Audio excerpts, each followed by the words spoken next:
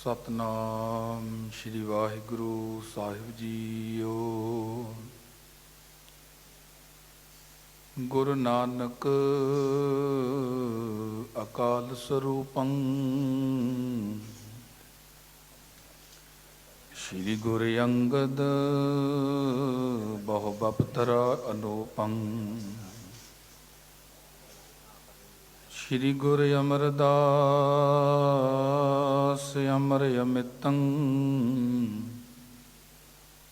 ਸ਼੍ਰੀ ਗੁਰੂ ਰਾਮਦਾਸ ਆਨੰਦ ਸਚਿਤੰ ਸ਼੍ਰੀ ਗੁਰੂ ਅਰਜਨ ਅਪਾਰ ਅਖੰਡੰ ਸ਼੍ਰੀ ਗੁਰੂ ਹਰਗੋਬਿੰਦ ਬਹੁ ਮੰਡੰ ਸ਼੍ਰੀ ਹਰਿ ਰਾਏ ਕੀਏ ਨੀਚ ਤੇ ਊਚੰ ਸ਼੍ਰੀ ਹਰਿ ਕ੍ਰਿਸ਼ਨ ਕਥਾ ਕਰਾਏ ਸੋ ਮੋਖੰ ਸ਼੍ਰੀ ਗੁਰੂ ਤੇਗ ਬਹਾਦਰ ਚਾਦਰ ਸੋ ਧਰਮੰ ਸ਼੍ਰੀ ਗੁਰੂ ਗੋਬਿੰਦ ਸਿੰਘ ਦੁਸ਼ਟ ਵਿਧਾਰ ਸੰਗਰਨੰ ਰਚਿਓ ਸੋ ਖਾਲਸਾ ਬੀਰ ਬਲੰਦੰ ਸੁਦਾ ਪਲਾਈ ਕੀਏ ਸਰਦੂਲ ਮਨੰਦੰ ਦਈ ਤੇਗ ਸੋ ਸ਼ਿਹਣੀ ਰੂਪ ਪ੍ਰਚੰਡੰ ਗਊ ਦੀਨ ਸੰਭਾਰੰ ਖਲ ਦਲ ਖੰਡੰ ਬਨ ਦਿਲਦਾਰ ਮਿਲੇ ਦਲਗੀਰਨ ਕੋ ਰੂ ਫੂਕ ਦਈ ਕਮਜ਼ੋਰ ਸਰੀਰਨ ਕੋ ਮੁਰਦੇ ਜਾਗ ਉਠੇ ਚੱਲੇ ਕਤ ਬਹੀਰਨ ਕੋ ਮਤ ਸੁਮਤ ਤੇਰੇ ਵਸ ਸੁਆਮੀ ਹਮ ਜੰਤ ਤੂੰ ਪੁਰਖ ਜਨਤੈਨੀ ਜਨ ਨਾਨਕ ਕੇ ਪ੍ਰਭ ਕਰਤੇ ਸੁਆਮੀ ਜਿਉ ਭਾਵੈ ਤਿਵੈ ਬੁਲੈਨੀ ਜਨ ਨਾਨਕ ਕੇ ਪ੍ਰਭ ਕਰਤੇ ਸੁਆਮੀ ਜਿਉ ਭਾਵੈ ਤਿਵੈ ਬੁਲੈਨੀ। ਵਾਹਿਗੁਰੂ ਜੀ ਕਾ ਖਾਲਸਾ ਵਾਹਿਗੁਰੂ ਜੀ ਕੀ ਫਤਿਹ। ਪਰਮ ਸਨਮਾਨਯੋਗ ਜੁਗੋ ਜੁਗੇ ਅਟਲ ਸਤਿਗੁਰੂ ਚਬਰ ਛਤਰ ਤਖਤ ਦੇ ਮਾਲਕ ਸਰਬੱਤਰ ਮਾਨਵਤਾ ਦੇ ਸਾਂਝੇ ਰਹਿਬਰ ਸਮੂਹ ਸ੍ਰਿਸ਼ਟੀ ਦੇ ਉਧਾਰ ਕਰਤਾ ਦਸੋਂ ਹੀ ਗੁਰੂ ਸਾਹਿਬਾਨਾਂ ਦੇ ਪ੍ਰਤੱਖ ਆਤਮਿਕ ਗਿਆਨ ਸਵਰੂਪ ਸਾਹਿਬ ਸਤਿਗੁਰੂ ਸਾਹਿਬ ਸ੍ਰੀ ਗੁਰੂ ਗ੍ਰੰਥ ਸਾਹਿਬ ਸੱਚੇ ਪਾਤਸ਼ਾਹ ਮਹਾਰਾਜ ਦੀ ਪਾਵਨ ਪਵਿੱਤਰ ਰੂਹਾਨੀ ਸੁੰਦਰ ਗੋਦ ਦੇ ਅੰਦਰ ਸੁਭਾਏਮਾਨ ਗੁਰੂ ਪਿਆਰੇ ਗੁਰੂ ਸਵਾਰੇ ਸਤਸੰਗੀ ਜਨੋ, ਸਾਡੇ ਸਾਰਿਆਂ ਦੇ ਅਤੀ ਉੱਤਮ ਵੱਡੇ ਭਾਗ ਨੇ ਜੋ ਪਰਮੇਸ਼ਰ ਵਾਹਿਗੁਰੂ ਜੀ ਨੇ ਸਵਾਸਾਂ ਦੀ ਪੂੰਜੀ ਬਖਸ਼ਿਸ਼ ਕੀਤੀ ਹੈ। ਇਸ ਨੂੰ ਸਫਲ ਕਰਨ ਵਾਸਤੇ ਸਤਿਗੁਰੂ ਸਾਹਿਬ ਜੀ ਦੀ ਗੋਦ ਦਾ ਆਨੰਦ ਮਾਣ ਰਹੇ ਹਾਂ। ਗੁਰਮਤਿ ਸਮਾਗਮ ਦੇ ਅੰਦਰ ਹਾਜ਼ਰੀ ਭਰ ਕੇ ਆਪਣੇ ਸਮੇਂ ਔਰ ਸਵਾਸਾਂ ਨੂੰ ਸਫਲਿਆਂ ਬਣਾ ਰਹੇ ਹਾਂ। ਸ਼੍ਰੀਮਾਨ ਸੰਤ ਬਾਬਾ ਨਰਿੰਦਰ ਸਿੰਘ ਜੀਆਂ ਨੇ ਬਹੁਤ ਵੱਡਾ ਉਦਮ ਉਪਰਾਲਾ ਕੀਤਾ ਹੈ। ਗੁਰਮੁਖ ਦਾ ਮਹਾਂਪੁਰਸ਼ ਦਾ ਇਹੋ ਹੀ ਯਤਨ ਹੋਇਆ ਕਰਦਾ ਹੈ ਕਿ ਕਿਵੇਂ ਨਾ ਕਿਵੇਂ ਕਰਕੇ ਜਿਹੜੀ ਲੋਕਾਈ ਹੈ ਇਹ ਸਿੱਧੇ ਰਸਤੇ ਆਵੇ। ਇਸ ਕਰਕੇ ਸੰਗਤ ਜੀ ਇਹ ਗੁਰਮਤਿ ਸਮਾਗਮ ਮਨਾਏ ਜਾਂਦੇ ਹਨ।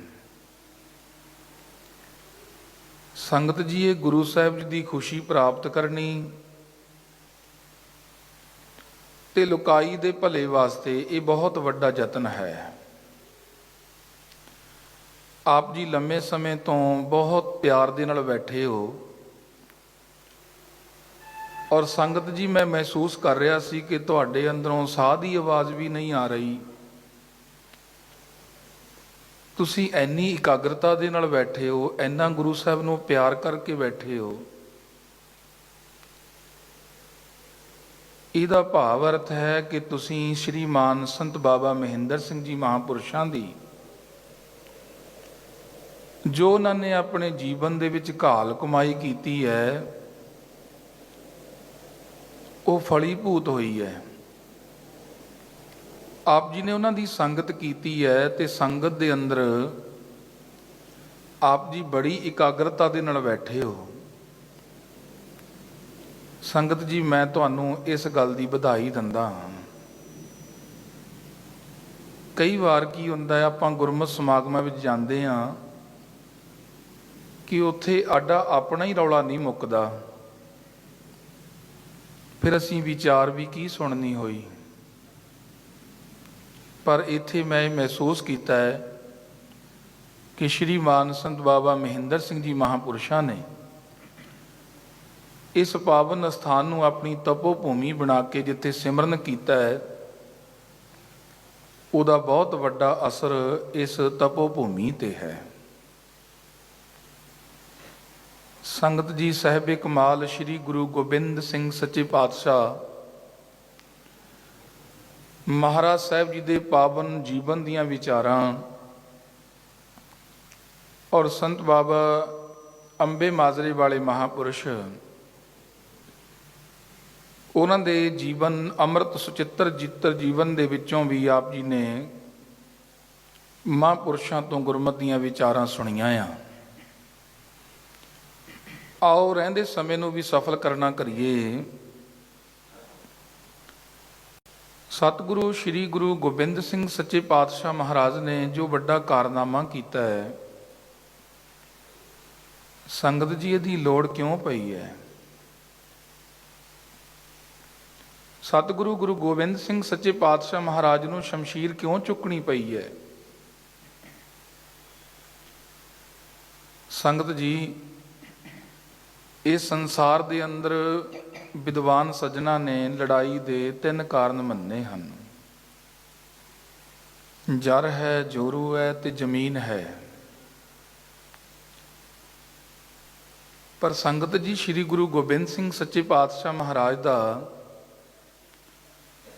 ਸ਼ਮਸ਼ੀਰ ਚੁੱਕਣਾ ਇਹ ਤਿੰਨਾਂ ਦੇ ਵਿੱਚੋਂ ਇੱਕ ਵੀ ਕਾਰਨ ਨਹੀਂ ਹੈ। ਨਾ ਜ਼ਰ ਹੈ, ਨਾ ਜ਼ੋਰੂ ਹੈ ਤੇ ਨਾ ਜ਼ਮੀਨ ਹੈ। ਨਾ ਇਸਤਰੀ ਦੀ ਖਾਤਰ ਲੜਾਈ ਹੈ, ਨਾ ਧਨ ਦੀ ਖਾਤਰ ਲੜਾਈ ਹੈ ਤੇ ਨਾ ਹੀ ਸੰਗਤ ਜੀ ਜ਼ਮੀਨ ਦੀ ਖਾਤਰ ਲੜਾਈ ਹੈ। ਫਿਰ ਗੁਰੂ ਸਾਹਿਬ ਸੱਚੇ ਪਾਤਸ਼ਾਹ ਮਹਾਰਾਜ ਇਹ ਮਾਲਾ ਫੇਰਨ ਵਾਲੇ ਹੱਥਾਂ ਨੇ ਆਪਣੇ ਹੱਥਾਂ ਦੇ ਵਿੱਚ ਸ਼ਮਸ਼ੀਰ ਕਿਉਂ ਲੈ ਲਈ? ਸੰਗਤ ਜੀ, ਜਿਹੜਾ ਰਾਜਾ ਹੁੰਦਾ ਹੈ ਉਹ ਪਰਜਾ ਦਾ ਪਿਤਾ ਹੁੰਦਾ ਹੈ ਤੇ ਜਦੋਂ ਰਾਜਾ ਨਿਆਂਕਾਰੀ ਨਾ ਰਹੇ, ਸ਼੍ਰੀਮਾਨ ਭਾਈ ਗੁਰਦਾਸ ਸਾਹਿਬ ਜੀ ਬਚਨ ਕਹਿੰਦੇ ਨੇ, ਮੂਰਖ ਦਿਖਾਵੇ ਤਬ ਰਾਜਾ ਸੇ ਪੁਕਾਰੇ ਜਾਏ, ਰਾਜਾ ਜੇ ਦੁਖਾਵੇ ਤਬ ਕਾਂਕੇ ਪਾਸ ਜਾਈਐ। ਮੂਰਖ ਬੰਦਾ ਸਾਡੇ ਨਾਲ ਝਗੜਾ ਕਰੇ ਤੇ ਸੰਗਤ ਜੀ ਅਸੀਂ ਰਾਜੇ ਕੋਲ ਜਾ ਕੇ ਪੁਕਾਰ ਕਰਾਂਗੇ, ਰਾਜਾ ਸਾਹਿਬ ਇਹ ਮੈਨੂੰ ਬੜਾ ਤੰਗ ਕਰ ਰਿਹਾ ਹੈ, ਤੁਸੀਂ ਉਪਾਅ ਕਰੋ। ਤੇ ਜੇ ਹੁਣ ਰਾਜਾ ਹੀ ਉਸ ਤੰਗ ਕਰਨ ਵਾਲੇ ਦੇ ਨਾਲ ਰਲ ਕੇ ਸਾਨੂੰ ਫੜ ਕੇ ਜੇਲ੍ਹ ਵਿੱਚ ਪਾ ਦੇਵੇ, ਸਜ਼ਾ ਦੇਵੇ, ਗਾਲਾਂ ਕੱਢੇ, ਕੁੱਟੇ ਮਾਰੇ, ਫਿਰ ਸੰਗਤ ਜੀ ਦੇਸ਼ ਦੇ ਪ੍ਰਥਮ ਬੰਦੇ ਰਾਜੇ ਤੋਂ ਬਾਹਰ ਹੋ ਕੇ ਆਪਾਂ ਕਿੱਥੇ ਜਾ ਕੇ ਪੁਕਾਰ ਕਰਾਂਗੇ? ਮੂਰਖ ਦਿਖਾਵੇ ਤਬ ਰਾਜਾ ਸੇ ਪੁਕਾਰੇ ਜਾਏ, ਰਾਜਾ ਜੇ ਦੁਖਾਵੇ ਤਬ ਕਾਂਕੇ ਪਾਸ ਜਾਈਐ। ਘਰ ਰਖਵਾਰ ਲਿਏ ਕਰੇ ਪਹਿਰੇਦਾਰ, ਜੋਈ ਸੋਈ ਲੂਟ ਖਾਏ ਤਬ ਕੌਣ ਕੋ ਬਿਠਾਈਐ। बेड़े के चलाए कै मलाही लंघाए पार, डोबे जे मलाह तब पार कैसे पाइयै। भूल जाहे अंधे गैल दस दे सुजाखे बंदे, सोई जे भुलाए तब कौन को पछाइयै। ਹੁਣ ਨੇਤਰਹੀਣ ਹੋਵੇ ਤੇ ਨੇਤਰਾਂ ਵਾਲੇ ਨੂੰ ਪੁੱਛੇ, ਮੈਂ ਭਾਈ ਆਹ ਰਸਤੇ ਜਾਣਾ, ਮੈਨੂੰ ਰਸਤਾ ਪਾ ਦਿਓ, ਕੁਮਾਰਗ ਪਾ ਦੇਵੇ, ਸਾਨੂੰ ਰਸਤੇ ਤੇ ਨਾ ਲੈ ਕੇ ਜਾਵੇ ਸੰਗਤ ਜੀ, ਫਿਰ ਉਹ ਵਿਚਾਰਾ ਕਿਹਨੂੰ ਪੁੱਛੇਗਾ। ਇਸੇ ਤਰ੍ਹਾਂ ਹੀ ਇਸ ਸੰਸਾਰ ਦੇ ਅੰਦਰ ਅਰਾਜਕਤਾ ਫੈਲੀ ਹੋਈ ਹੈ। ਉਸ ਅਰਾਜਕਤਾ ਦਾ ਸ਼ੀਸ਼ਾ ਗੁਰੂ ਨਾਨਕ ਪਾਤਸ਼ਾਹ ਦਿਖਾ ਰਹੇ ਨੇ। ਰਾਜੇ ਸ਼ੀ ਮੁਕੱਦਮ ਕੁੱਤੇ, ਜਾਏ ਜਗਾਏ ਨ ਬੈਠੇ ਸੁੱਤੇ, ਚਾਕਰ ਨਹੰਦਾ ਪਾਏ ਨਕਾਓ, ਰਤ ਪਿੱਤ ਕੁੱਤੇ ਹੋਰ ਚੱਟ ਜਾਓ। ਇਹ ਨਹੀਂ ਹੈ ਕਿ ਕੇਵਲ ਗੁਰੂ ਗੋਬਿੰਦ ਸਿੰਘ ਸੱਚੇ ਪਾਤਸ਼ਾਹ ਨੇ ਸ਼ਮਸ਼ੀਰ ਚੁੱਕੀ ਹੈ। ਸੰਗਤ ਜੀ, ਅਣਮੱਤਾਂ ਵਾਲਿਆਂ ਨੇ ਤਾਂ ਸ਼ੰਕੇ ਕਰਨੇ ਸੀ, ਸਾਡੇ ਵੀ ਕਹਿ ਦਿੰਦੇ ਨੇ, ਕਹਿੰਦੇ ਅਸੀਂ ਤਾਂ ਗੁਰੂ ਨਾਨਕ ਸਾਹਿਬ ਜੀ ਦੇ ਸਿੱਖ ਹਾਂ, ਕਿਉਂਕਿ ਗੁਰੂ ਨਾਨਕ ਸਾਹਿਬ ਸ਼ਾਂਤੀ ਦਾ ਉਪਦੇਸ਼ ਦਿੰਦੇ ਹਨ। ਗੁਰੂ ਗੋਬਿੰਦ ਸਿੰਘ ਸੱਚੇ ਪਾਤਸ਼ਾਹ ਦਾ ਉਪਦੇਸ਼ ਤਾਂ ਕਹਿੰਦੇ ਬੜਾ ਤੇਜ਼ ਹੈ, ਪਰ ਗੁਰੂ ਨਾਨਕ ਮਹਾਰਾਜ ਸੱਚੇ ਪਾਤਸ਼ਾਹ ਜੀ ਏਮਨਾਬਾਦ ਦੀ ਧਰਤੀ ਤੇ ਸੰਗਤ ਜੀ ਦੁਨੀਆ ਦਾ ਜੇਤੂ ਜਰਨੈਲ ਬਾਦਸ਼ਾਹ ਸਾਹਮਣੇ ਖੜਾ ਹੈ, ਔਰ ਬੜਾ ਅਤਿਆਚਾਰ ਕੀਤਾ ਇਸਨੇ। ਜਿਨ ਸੁਰਸੋਹਨ ਪੱਟੀਆਂ ਮੰਗੀ ਪਾਏ ਸੰਧੂਰ, ਤੇ ਸਿਰਕਾਤੀ ਮੁੰਨਿਆਨ ਗਲ ਵਿੱਚ ਆਵੈ ਧੂਰ। ਸਤਿਗੁਰੂ ਪਾਤਸ਼ਾਹ ਸਾਹਿਬ ਜੀ ਨੇ ਇਹ ਦੇਖਿਆ ਦੁਖਾਂਤ ਕਿ ਇਸ ਦੀ ਤਾਕਤ, ਇਸ ਦੇ ਅਹੰਕਾਰ ਨੇ ਕਿੰਨੇ ਲੋਕਾਂ ਦਾ ਘਾਣ ਕਰ ਦਿੱਤਾ ਹੈ। ਸੰਗਤ ਜੀ, ਸੰਸਾਰ ਦੇ ਅੰਦਰ ਇਹ ਤਿੰਨ ਵਸਤੂਆਂ ਬੜੀਆਂ ਕੀਮਤੀ ਨੇ। ਛਡੌਲ ਸਰੀਰ ਹੋਵੇ, ਧਨ ਹੋਵੇ, ਜਵਾਨੀ ਹੋਵੇ। ਜੇ ਤਾਂ ਮਾੜੇ ਪੁਰਸ਼ ਕੋਲ ਆ ਗਈਆਂ, ਉਹ ਵਿਦਿਆ ਵਿਵਾਦੈ ਧਨਗ ਮਦਾ ਹੈ, ਸਖਤ ਪ੍ਰੇਸਾ ਪ੍ਰੀ ਪੀੜਾ ਨਾ ਹੈ। ਵਿਦਿਆ ਦਾ ਮਾਣ ਕਰਦਾ ਹੈ, ਧਨ ਨੂੰ ਵਿਵਚਾਰ ਦੇ ਵਿੱਚ ਲਾਉਂਦਾ ਹੈ। ਜੇ ਛਡੌਲ ਸਰੀਰ ਹੈ ਤਾਂ ਗਰੀਬ ਤੇ ਅਤਿਆਚਾਰ ਕਰਦਾ ਹੈ।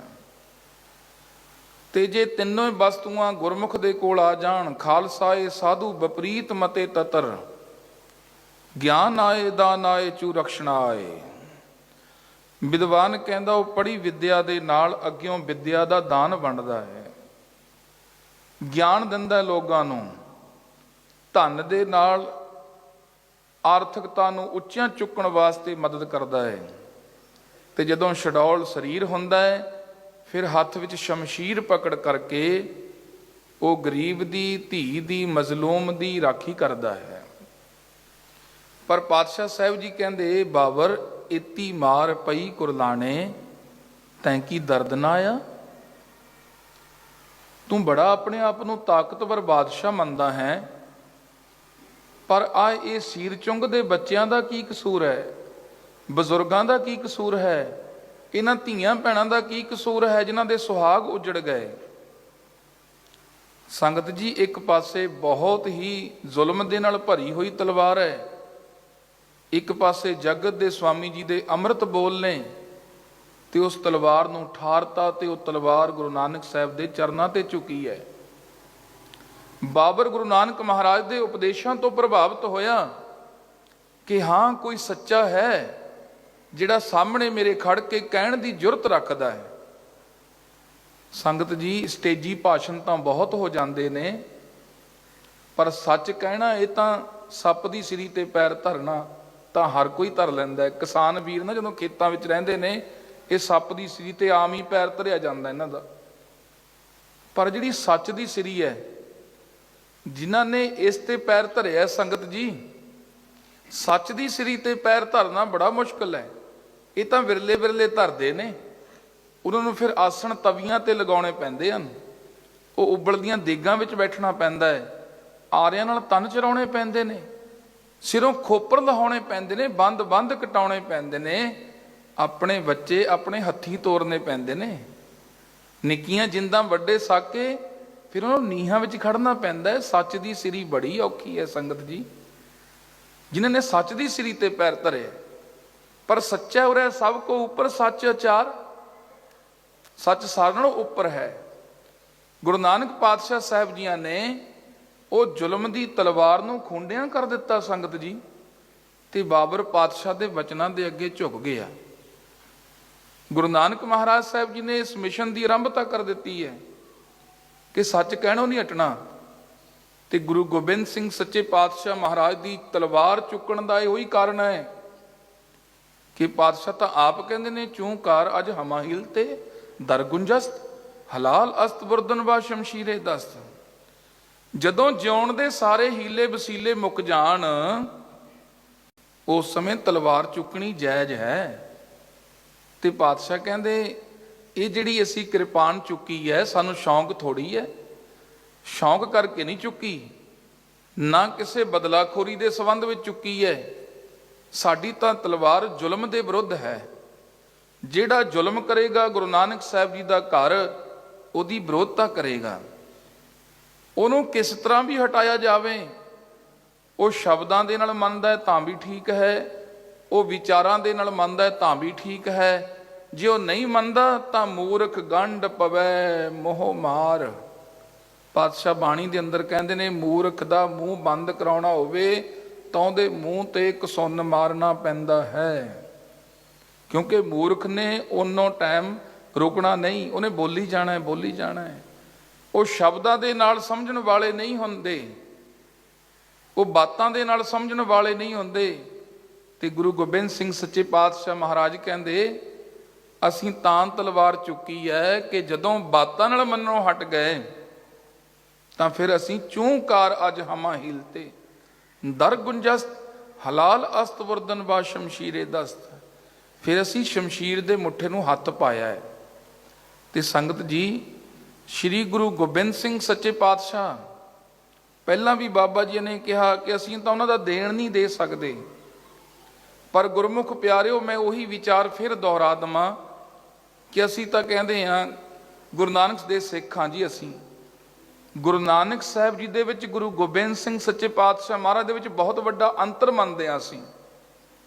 ਸਾਰੇ ਗੁਰੂ ਸਾਹਿਬਾਨ ਜੀ ਨੂੰ ਵੱਖ-ਵੱਖ ਮੰਨਦੇ ਹਾਂ ਅਸੀਂ। ਕਿੰਨੀ ਬਾਣੀ ਸੁਣ ਲਈ, ਕਿੰਨੇ ਕੀਰਤਨ ਸੁਣ ਲਏ, ਪਰ ਅਜੇ ਵੀ ਪਤਾ ਨਹੀਂ ਚੱਲਿਆ ਕਿ ਗੁਰੂ ਨਾਨਕ ਸਾਹਿਬ ਜੀ ਦਾ ਹੀ ਸਵਰੂਪ ਧੰਨ ਗੁਰੂ ਗ੍ਰੰਥ ਸਾਹਿਬ ਸੱਚੇ ਪਾਤਸ਼ਾਹ ਮਹਾਰਾਜ ਹਨ। ਫਿਰ ਵੀ ਸਾਡੇ ਅੰਦਰ ਇਹ ਦੁਬਿਧਾ ਚੱਲੀ ਜਾ ਰਹੀ ਹੈ। ਸ਼੍ਰੀ ਗੁਰੂ ਗੋਬਿੰਦ ਸਿੰਘ ਸੱਚੇ ਪਾਤਸ਼ਾਹ ਮਹਾਰਾਜ ਨੇ ਪਾਵਨ ਪਵਿੱਤਰ ਗੁਰਬਾਣੀ ਦੇ ਅੰਦਰ, ਸੰਗਤ ਜੀ, ਸ਼੍ਰੀ ਗੁਰੂ ਗੋਬਿੰਦ ਸਿੰਘ ਮਹਾਰਾਜ ਸਾਹਿਬ ਜੀ ਦੀ ਕੀ ਉਸਤਤ ਕਰੀਏ। ਉਹ ਮਹਾਨ, ਜਿੱਥੇ ਕਿਰਪਾਨ ਦੇ ਧਨੀ ਨੇ ਉੱਥੇ ਮਹਾਨ ਕਲਮ ਦੇ ਧਨੀ ਹਨ। ਜਦੋਂ ਸਾਰੀ ਦੁਨੀਆ ਦੀ ਉਹ ਪਰਮੇਸ਼ਰ ਵਾਹਿਗੁਰੂ ਜੀ ਨੇ ਆਪਣੀ ਸੂਝ ਇਕੱਠੀ ਕੀਤੀ, ਸਿਆਣਪ ਇਕੱਠੀ ਕੀਤੀ, ਸੁਹੱਪਣ ਇਕੱਠਾ ਕੀਤਾ, ਸੰਗਤ ਜੀ, ਤਾਂ ਬਣੇ ਨੇ ਗੁਰੂ ਗੋਬਿੰਦ ਸਿੰਘ ਸੱਚੇ ਪਾਤਸ਼ਾਹ ਮਹਾਰਾਜ। ਆਪ ਨਿਰੰਕਾਰ ਸਵਰੂਪ। ਸੰਗਤ ਜੀ, ਪਾਤਸ਼ਾਹ ਦਸਮ ਦੇ ਅੰਦਰ ਇਹ ਦਵੰਦਵਾਦ ਨੂੰ ਖਤਮ ਕਰਦੇ ਹਨ। ਪਾਤਸ਼ਾਹ ਕਹਿੰਦੇ, ਸ਼੍ਰੀ ਨਾਨਕ ਅੰਗਦ ਕਰਮਾਨਾ। ਧਿਆਨ ਨਾਲ ਆਪ ਜੀ ਸੁਣਿਓ, ਅਰਥ ਬਹੁਤ ਹੀ ਸਿੱਧੇ ਹਨ, ਸੌਖੇ ਸਮਝਣ ਵਾਲੇ ਨੇ। ਸ਼੍ਰੀ ਨਾਨਕ ਅੰਗਦ ਕਰਮਾਨਾ, ਅਮਰਦਾਸ ਅੰਗਦ ਪਹਿਚਾਨਾ।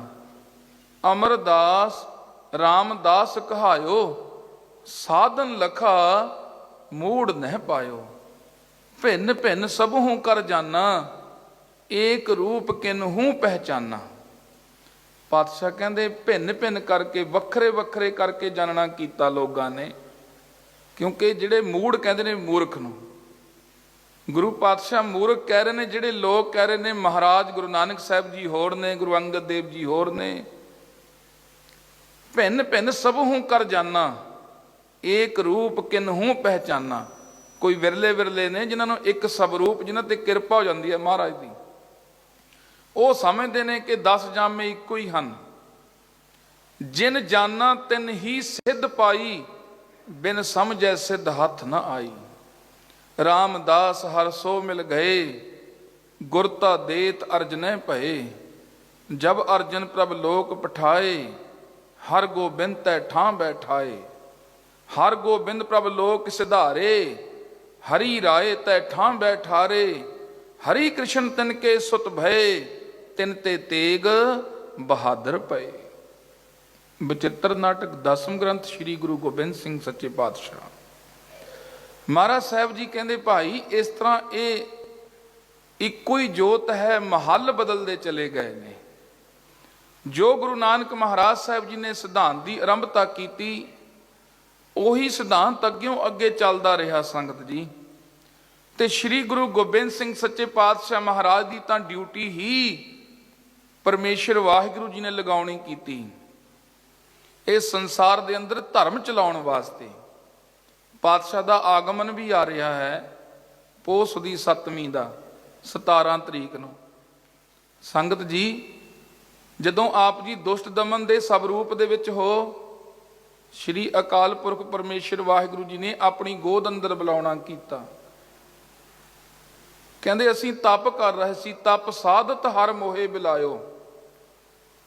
ਇਹਦੇ ਵਿੱਚੋਂ ਵੀ ਨਾ, ਇਸ ਗੱਲ ਦੇ ਵਿੱਚੋਂ ਵੀ ਇੱਕ ਸ਼ੰਕਾ ਸਾਡਾ ਦੂਰ ਹੋ ਜਾਣਾ ਹੈ। ਪਹਿਲਾਂ ਸ਼ੰਕਾ ਦੂਰ ਹੋਇਆ ਕਿ ਸਾਰੇ ਗੁਰੂ ਸਾਹਿਬਾਨ ਜੀ ਦਾ ਇੱਕੋ ਹੀ ਜੋਤ ਹੈ। ਇੱਕ ਸ਼ੰਕਾ ਹੋਰ ਹੁਣ ਬਣਦਾ ਹੈ, ਉਹ ਵੀ ਸਾਡੀ ਸਟੇਜ ਤੇ ਕਿਹਾ ਜਾਂਦਾ ਹੈ।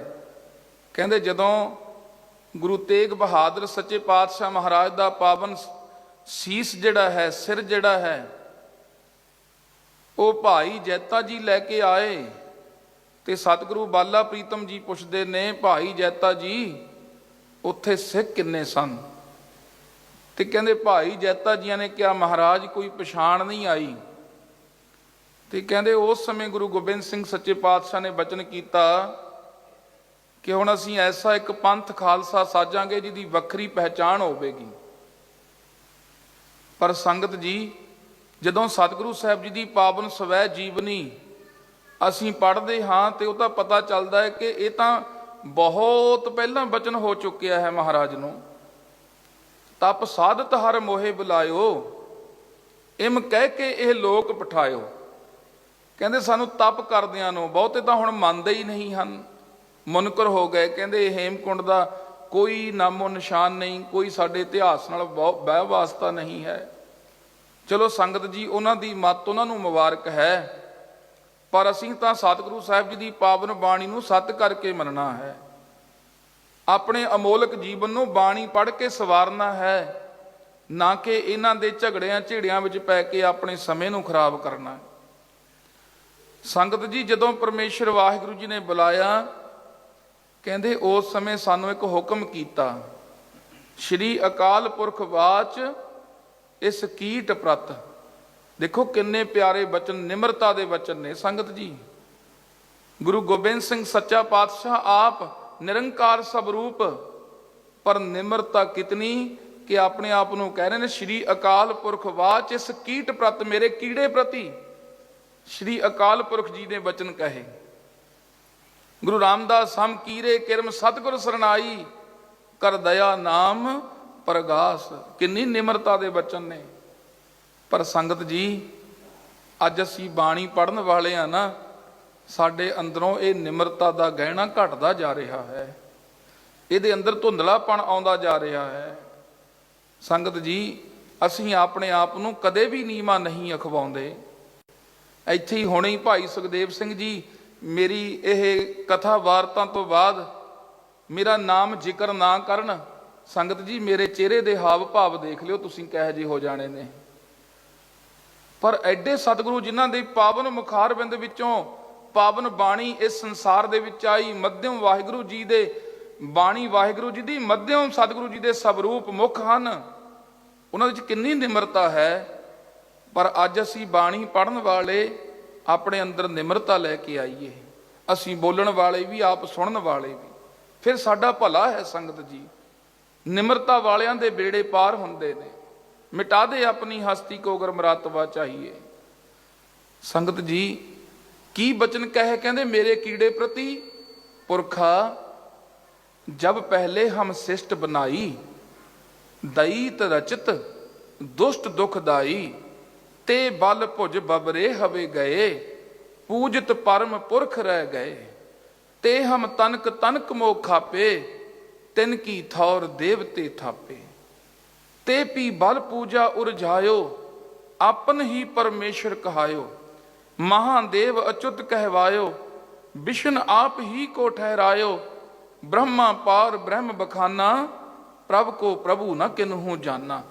जिन जिन तनक सिद्ध को पायो, तिन तिन अपने राह चलायो। मैं अपना सुत तोहे निवाजा, पंथ पर चुर कर वे को साजा। जाए तहां तै धर्म चलाए, कबुद्ध करन ते लोक हटाए। कहते मैं अपना सुपुत्र तेनों थाप रहा हाँ। आ ਜਿਹੜੀ ਵਾਰਤਾ दसी है कि ਜਦੋਂ ਸ੍ਰਿਸ਼ਟੀ ਦੀ ਆਰੰਭਤਾ ਕੀਤੀ, ਅਸੀਂ ਦੈਂਤ ਪੈਦਾ ਕਰ ਦਿੱਤੇ। ਉਹ ਦੈਂਤ ਆਪਣੇ ਬਲ ਭੁਜ ਜ਼ੋਰ ਦੇ ਨਾਲ ਝੱਲੇ ਹੋ ਗਏ, ਬਵਰੇ ਹੋ ਗਏ। ਕਿਉਂਕਿ ਰੱਬ ਕਿਸੇ ਨੂੰ ਛਡੌਲ ਸਰੀਰ ਦੇਵੇ ਨਾ, ਉਹ ਫਿਰ ਮੋਢਿਆਂ ਦੇ ਉੱਪਰ ਦੀ ਥੁੱਕਣ ਲੱਗ ਪੈਂਦਾ ਹੈ। ਸੰਗਤ ਜੀ, ਇਸ ਨੂੰ ਵੀ ਜਜ਼ਬ ਕਰਨਾ ਬਹੁਤ ਵੱਡੀ ਗੱਲ ਹੈ। ਕੋਈ ਅਹੁਦਾ ਮਿਲ ਜਾਵੇ, ਉਸ ਨੂੰ ਜਜ਼ਬ ਕਰਨਾ ਵੱਡੀ ਗੱਲ ਹੈ, ਪਰ ਝੱਲਾ ਹੋ ਜਾਂਦਾ ਹੈ ਮਨੁੱਖ। ਕਹਿੰਦੇ ਉਹਨਾਂ ਨੂੰ ਫਿਰ ਅਸੀਂ ਇੱਕ ਅੱਖ ਫਰਕਣ ਤੋਂ ਪਹਿਲਾਂ ਹੀ ਖਤਮ ਕਰ ਦਿੱਤਾ। ਅੱਖ ਫਰਕਣਾ ਇੱਕ ਛਿਨ ਕਹਿੰਦੇ ਨੇ। ਪਿੱਪਲ ਦੇ ਪੱਤੇ ਦੇ ਵਿੱਚ ਦੀ ਆਪਾਂ ਡੱਕਾ ਨੰਗਾਈਏ ਨਾ, ਇੰਨਾ ਸਮਾਂ ਇਹਨੂੰ ਛਿਨ ਕਹਿੰਦੇ ਆ। ਇਹ ਛਿਨ ਦੇ ਅੰਦਰ ਖਤਮ ਕਰ ਦਿੱਤੇ ਸਾਰੇ। ਉਹਨਾਂ ਦੀ ਜਗ੍ਹਾ ਤੇ ਦੇਵਤੇ ਥਾਪ ਦਿੱਤੇ। ਕਹਿੰਦੇ ਦੇਵਤੇ ਤਾਂ ਬੜੇ ਚੰਗੇ ਹੁੰਦੇ ਆ। ਕਹਿੰਦੇ ਚੰਗੇ ਤਾਂ ਹੁੰਦੇ ਨੇ, ਪਰ ਤੇ ਵੀ ਬਲ ਪੂਜਾ ਰਜਾਇਓ। ਕਿਸੇ ਨੂੰ ਅਹੰਕਾਰ, ਸੰਗਤ ਜੀ, ਆਪਣੇ ਛਡੌਲ ਸਰੀਰ ਦਾ ਹੋ ਜਾਂਦਾ, ਕਈਆਂ ਨੂੰ ਅਹੰਕਾਰ ਆਪਣੀ ਪੂਜਾ ਦਾ ਹੋ ਜਾਂਦਾ ਹੈ। ਕਹਿੰਦੇ ਉਹ ਆਪਣੀ ਪੂਜਾ ਦੇ ਵਿੱਚ ਉਲਝ ਗਏ। ਉਹਨਾਂ ਨੇ ਪਰਮੇਸ਼ਰ ਵਾਹਿਗੁਰੂ ਨੂੰ ਤਾਂ ਜਾਣੇ ਹੀ ਕੋਈ ਨਾ। ਮੈਂ ਆਪਣਾ ਸੁਤ ਤੋਹੇ ਨਿਵਾਜਾ, ਪੰਥ ਪਰ ਚੁਰ ਕਰ ਵੇ ਕੋ ਸਾਜਾ। ਅਸੀਂ ਤੁਹਾਨੂੰ ਆਪਣਾ ਸੁਪੁੱਤਰ ਬਣਾ ਕੇ ਸੰਸਾਰ ਅੰਦਰ ਭੇਜਦੇ ਹਾਂ। ਤੁਹਾਡੀ ਡਿਊਟੀ ਹੈ ਕਿ ਜੋ ਅਸੀਂ ਮਾਰਿਆ ਸਿੱਕਾ ਜਗਤ ਵਿੱਚ, ਨਾਨਕ ਨਿਰਮਲ ਪੰਥ ਚਲਾਇਆ। ਜੋ ਨਿਰਮਲ ਪੰਥ ਦੀ ਸਥਾਪਨਾ ਕੀਤੀ ਹੈ, ਉਸ ਦੀ ਸੰਪੂਰਨਤਾ ਤੁਸੀਂ ਕਰਨੀ ਹੈ, ਖੰਡੇ ਵਾਟੇ ਦੀ ਪੌਹਲ ਦੇਣੀ ਹੈ। ਸੰਗਤ ਜੀ, ਇਹ ਸੱਚਖੰਡ ਦੀਆਂ ਗੱਲਾਂ ਨੇ, ਸੱਚਖੰਡ ਦੀਆਂ ਵਿਚਾਰਾਂ ਨੇ। ਫਿਰ ਸ੍ਰੀ ਗੁਰੂ ਗੋਬਿੰਦ ਸਿੰਘ ਸੱਚੇ ਪਾਤਸ਼ਾਹ ਕਹਿੰਦੇ ਅਸੀਂ ਲੰਮਿਆਂ ਪੈ ਕੇ ਡੰਡਵਤ ਹੋ ਕਰਕੇ ਡੰਡੌਤ ਕੀਤੀ ਦੋਹਰਾ। ਠਾਂਡ ਭਇਓ ਮੈਂ ਜੋਰ ਕਰ ਵਚਨ ਕਹਾ ਸਿਰ ਨਿਆਏ। ਪੰਥ ਚਲੈ ਤਬ ਜਗਤ ਮੈਂ, ਜਬ ਤੁਮ ਕਰੋ ਸਹਾਏ। ਵਾਹਿਗੁਰੂ ਜੀ, ਜਦੋਂ ਤੱਕ ਆਪ ਜੀ ਦੀ ਸਹਾਇਤਾ ਹੋਵੇਗੀ, ਉਦੋਂ ਤੱਕ ਇਹ ਪੰਥ ਸਦਾ ਹੀ ਚੜ੍ਹਦੀ ਕਲਾ ਦੇ ਵਿੱਚ ਰਹੇਗਾ। ਤੇ ਸੰਗਤ ਜੀਓ, ਪਰਮੇਸ਼ਰ ਵਾਹਿਗੁਰੂ ਜੀ ਦੇ ਚਰਨਾਂ ਦੇ ਵਿੱਚ ਕੀਤੀ ਹੋਈ ਅਰਦਾਸ, ਇਹ ਮਤਾ ਖਿਆਲ ਕਰਨਾ ਕਿ ਪੰਥ ਖਤਮ ਹੋ ਜਾਵੇਗਾ। ਇਹ ਪੰਥ ਗੁਰੂ ਗੋਬਿੰਦ ਸਿੰਘ ਸੱਚੇ ਪਾਤਸ਼ਾਹ ਮਹਾਰਾਜ ਦਾ ਸਾਜਿਆ ਹੋਇਆ ਹੈ। ਇਹ ਪੰਥ ਸ਼੍ਰੀ ਅਕਾਲ ਪੁਰਖ ਪਰਮੇਸ਼ਰ ਵਾਹਿਗੁਰੂ ਜੀ ਦੀ ਬਿਉਂਤ ਹੈ। ਇਹ ਕਦੇ ਵੀ ਖਤਮ ਹੋਣ ਵਾਲਾ ਨਹੀਂ ਹੈ। ਇਹ ਅੰਦਰ ਅੰਦਰ ਖੜੋਤਾਂ ਪੈਂਦੀਆਂ ਆਈਆਂ, ਆਉਣ ਵਾਲੇ ਸਮੇਂ ਵਿੱਚ ਵੀ ਪੈ ਜਾਣਗੀਆਂ, ਪਰ ਇਹ ਪੰਥ ਖਤਮ ਨਹੀਂ ਹੋਵੇਗਾ। ਸੰਗਤ ਜੀ, ਜਿਉਂ-ਜਿਉਂ ਮੰਨੂ ਵੱਢਦਾ ਅਸੀਂ ਦੂਣ ਸਵਾਏ ਹੋਏ, ਅਸੀਂ ਦੂਣ ਸਵਾਏ ਹੋਵਾਂਗੇ। ਤਾਂ ਸੰਗਤ ਜੀ, ਸ੍ਰੀ ਗੁਰੂ ਗੋਬਿੰਦ ਸਿੰਘ ਸੱਚੇ ਪਾਤਸ਼ਾਹ ਮਹਾਰਾਜ ਦੇ ਪਾਵਨ ਅੰਮ੍ਰਿਤ ਜੀਵਨ ਦੀਆਂ ਵਿਚਾਰਾਂ ਜਿੰਨੀਆਂ ਵੀ ਆਪਾਂ ਕਰ ਲਈਏ, ਕਿਉਂਕਿ ਗੁਰ ਮਹਿਮਾ ਮਿਸ਼ਰੀ ਮੇਰ ਸਮ, ਅਮਿਤ ਅਗਮ ਅਪਾਰ। ਚੀਟੀ ਮੁਖ ਨਿਸ ਭਰ ਲੀਆ, ਕਿਛ ਅੰਤ ਨਾ ਪਾਰਾਵਾਰ। ਮਿਸ਼ਰੀ ਦੇ ਪਹਾੜ ਨੂੰ ਜਿੱਧਰੋਂ ਮਰਜੀ ਆਪਾਂ ਚੱਖੀਏ, ਉੱਥੋਂ ਮਿੱਠੇ ਹੀ ਮਿੱਠੇ ਦਾ ਸਵਾਦ ਆਉਂਦਾ ਹੈ। ਸੰਗਤ ਜੀ, ਕੀੜੀ ਮਿਸ਼ਰੀ ਦੇ ਪਹਾੜ ਕੋਲ ਜਾ ਕੇ ਆਪਣਾ ਮੂੰਹ ਮਿੱਠਾ ਕਰ ਲੈਂਦੀ ਹੈ, ਪਰ ਉਹ ਪਹਾੜ ਦਾ ਅੰਤ ਨਹੀਂ ਪਾ ਸਕਦੀ। ਇਸੇ ਤਰ੍ਹਾਂ ਸਤਿਗੁਰੂ ਸਾਹਿਬ ਜੀ ਦੇ ਪਾਵਨ ਅੰਮ੍ਰਿਤ ਜੀਵਨ ਦੀਆਂ ਵਿਚਾਰਾਂ, ਪਾਵਨ ਪਵਿੱਤਰ ਗੁਰਬਾਣੀ ਦੇ ਅਰਥ ਵਿਚਾਰ ਕੇ, ਕੀਰਤਨ ਸੁਣ ਕੇ, ਸੁਣਾ ਕੇ ਆਪਾਂ ਆਪਣੇ ਜੀਵਨ ਦੇ ਵਿੱਚ ਮਠਿਆਸ ਲਿਆ ਸਕਦੇ ਹਾਂ। ਅਸੀਂ ਗੁਰੂ ਸਾਹਿਬ ਜੀ ਦੇ ਕੌਤਕਾਂ ਦਾ, ਅੰਮ੍ਰਿਤ ਜੀਵਨ ਦਾ ਅੰਤ ਨਹੀਂ ਪਾ ਸਕਦੇ। ਸੰਗਤ ਜੀ, ਸੋ ਆਓ ਇੱਥੇ ਹੀ ਮੈਂ ਆਪਣੀ ਬਾਣੀ ਨੂੰ ਵਿਰਾਮ ਦਿੰਦਾ ਹਾਂ। ਸਤਿਗੁਰੂ ਸ੍ਰੀ ਗੁਰੂ ਗੋਬਿੰਦ ਸਿੰਘ ਸੱਚੇ ਪਾਤਸ਼ਾਹ ਮਹਾਰਾਜ ਨੇ ਆਪਣੇ ਸਮੁੱਚੇ ਪਰਿਵਾਰ ਨੂੰ ਸਾਡੇ ਤੋਂ ਵਾਰਿਆ। ਸੰਗਤ ਜੀ, ਤੁਸੀਂ ਪਹਿਲਾਂ ਵੀ ਸੁਣਿਆ, ਆਉਣ ਵਾਲੇ ਸਮੇਂ ਦੇ ਵਿੱਚ ਵੀ ਸ਼੍ਰੀਮਾਨ ਸੰਤ ਬਾਬਾ ਜੋਗਿੰਦਰ ਸਿੰਘ ਜੀ ਮਹਾਂਪੁਰਸ਼ਾਂ ਨੇ ਆਪ ਜੀ ਦੇ ਨਾਲ ਵਿਚਾਰਾਂ ਕਰਨੀਆਂ ਨੇ। ਮਹਾਰਾਜ ਨੇ ਆਪਣਾ ਸਮੁੱਚਾ ਪਰਿਵਾਰ ਸਾਡੇ ਤੋਂ ਵਾਰ ਦਿੱਤਾ। ਸੰਗਤ ਜੀ, ਤੇ ਅੱਜ ਸਾਨੂੰ ਲੋੜ ਹੈ ਕਿ ਅਸੀਂ ਗੁਰੂ ਸਾਹਿਬ ਜੀ ਦੇ ਪਾਏ ਹੋਏ ਪੂਰਨਿਆਂ ਤੇ ਚੱਲੀਏ। ਚਿਹਰਾ ਮੋਹਰਾ ਸੰਗਤ ਜੀ ਆਪਣਾ ਸਾਬਤ ਸੂਰਤ ਰੱਖੀਏ। ਦੇਸ਼ ਜਾਈਏ, ਪ੍ਰਦੇਸ਼ ਜਾਈਏ, ਡਾਕਟਰ ਬਣੀਏ, ਇੰਜੀਨੀਅਰ ਬਣੀਏ, ਸਾਇੰਸਦਾਨ ਬਣੀਏ, ਵੱਡੇ ਵੱਡੇ ਕਲੈਕਟਰ ਬਣੀਏ, ਵੱਡੇ ਵੱਡੇ ਅਹੁਦਿਆਂ ਤੇ ਬੈਠੀਏ। ਸੰਗਤ ਜੀ, ਸਿੱਖੀ ਦੀ ਸ਼ਾਨ ਬਣੀਏ। ਤੇ ਸਿੱਖ ਜਦੋਂ ਦਾੜਾ ਪ੍ਰਕਾਸ਼ ਕਰਕੇ, ਕੁੰਡੀਆਂ ਮੁੱਛਾਂ, ਖੁੱਲਾ ਦਾੜਾ, ਕਾਠ ਦਾ ਕੰਗਾ ਕੇਸ 'ਚ ਚਾੜਾ, ਜਦੋਂ ਐ ਬੈਠਦਾ ਹੈ ਕੁਰਸੀ ਤੇ, ਫਿਰ ਉਹ ਪ੍ਰਚਾਰਕ ਹੀ ਹੈ, ਉਹ ਆਪਣੇ ਧਰਮ ਦਾ ਪ੍ਰਚਾਰ ਕਰਦਾ ਹੈ। ਜਦੋਂ ਸੰਗਤ ਜੀ ਉਹ ਬੈਠੇਗਾ ਕਿਸੇ ਕੁਰਸੀ ਤੇ ਉਸ ਸਮੇਂ ਆਪਣੇ ਆਪ ਹੀ ਪ੍ਰਚਾਰ ਹੋ ਜਾਵੇਗਾ ਕਿ ਇਹ ਪਗੜੀ ਵਾਲਾ ਹੈ, ਇਹ ਦਾੜੇ ਵਾਲਾ ਹੈ, ਇਹ ਮੁਸ਼ਹਿਰਿਆਂ ਵਾਲਾ ਹੈ। ਇਹ ਕੌਣ ਹੈ? ਇਹ ਗੁਰੂ ਗੋਬਿੰਦ ਸਿੰਘ ਸੱਚੇ ਪਾਤਸ਼ਾਹ ਮਹਾਰਾਜ ਦਾ ਪੁੱਤਰ ਹੈ। ਇਹ ਚੁੰਨੀ ਵਾਲੀ ਹੈ, ਕੇਸਕੀ ਵਾਲੀ ਹੈ, ਇਹ ਧੀ ਸਾਦਗੀ ਰੱਖਣ ਵਾਲੀ ਹੈ। ਇਹ ਕੁਰਸੀ ਤੇ ਕੌਣ ਬੈਠੀ ਹੈ? ਇਹ ਗੁਰੂ ਗੋਬਿੰਦ ਸਿੰਘ ਸੱਚੇ ਪਾਤਸ਼ਾਹ ਮਹਾਰਾਜ ਦੀ ਧੀ ਬੈਠੀ ਹੈ। ਸੰਗਤ ਜੀ ਫਿਰ ਆਪਣੇ ਆਪ ਹੀ ਪ੍ਰਚਾਰ ਹੋਵੇਗਾ। ਅੱਜ ਦੁਖਾਂਤ ਹੈ ਕਿ ਨੌਜਵਾਨੀ ਨਸ਼ਿਆਂ ਵੱਲ ਨੂੰ, ਪੱਤਪੁਣੇ ਵੱਲ ਨੂੰ ਜਾ ਰਹੀ ਹੈ। ਸੰਗਤ ਜੀ ਸੋ ਬੇਨਤੀ ਹੈ, ਐਸੇ ਗੁਰਮਤਿ ਸਮਾਗਮਾਂ ਦੇ ਵਿੱਚ ਆਈਏ, ਸਮੇਂ ਔਰ ਸਵਾਸਾਂ ਨੂੰ ਸਫਲਿਆਂ ਬਣਾਈਏ, ਉੱਥੇ ਆਪਣੇ ਮਹਾਨ ਵਿਰਸੇ ਦੇ ਨਾਲ ਜੁੜ ਕਰਕੇ ਗੁਰੂ ਸਾਹਿਬ ਜੀ ਦੇ ਪਾਵਨ ਜੀਵਨ ਦੀਆਂ ਵਿਚਾਰਾਂ ਸੁਣ ਕੇ ਆਪਣੇ ਜੀਵਨ ਵਿੱਚ ਢਾਲੀਏ। ਕਲਗੀਧਰ ਦੇ ਪੁੱਤਰ ਧੀਓ, ਪਹੁਲ ਖੰਡੇ ਦੀ ਪੀ ਕੇ ਜੀਓ, ਪੀਵੋ ਪਹੁਲ ਖੰਡ ਧਾਰ, ਹੋਏ ਜਨਮ ਸੁਹੇਲਾ। ਨਿਸ਼ਾਨੇ ਸਿੱਖੀ ਪੰਜ ਹਰਫ ਅਸਤ ਕਾਫ, ਹਰਗਿਜ ਨਾ ਵਾਂਸ਼ਦ ਈ ਪੰਜੇ ਮਾਫ। ਕੜਾਕਾਰ ਦੋ ਕਸ਼ ਕੰਗੇ ਬਿਦਾ, ਬਿਲਾ ਕੇਸ ਹੇਚ ਅਸਤ ਜੋ ਮਿਲੇ ਨਿਸ਼ਾ। ਸ਼ੁਕਰਾਨਾ ਸਤਿਗੁਰੂ ਸਾਹਿਬ ਸ੍ਰੀ ਗੁਰੂ ਗ੍ਰੰਥ ਸਾਹਿਬ ਸੱਚੇ ਪਾਤਸ਼ਾਹ ਮਹਾਰਾਜ ਦਾ।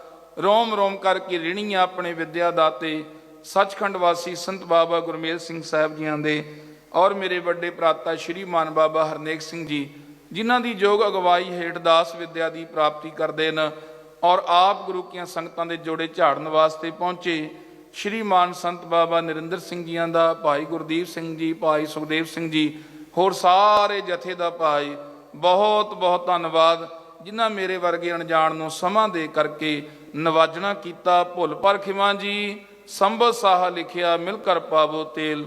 ਦੇਹੋ ਸੱਜਣ ਅਸੀਸੜੀਆਂ, ਜਿਉ ਹੋਵੇ ਸਾਹਿਬ ਸਿਉ ਮੇਲ। ਵਾਹਿਗੁਰੂ ਜੀ ਕਾ ਖਾਲਸਾ, ਵਾਹਿਗੁਰੂ ਜੀ ਕੀ ਫਤਿਹ।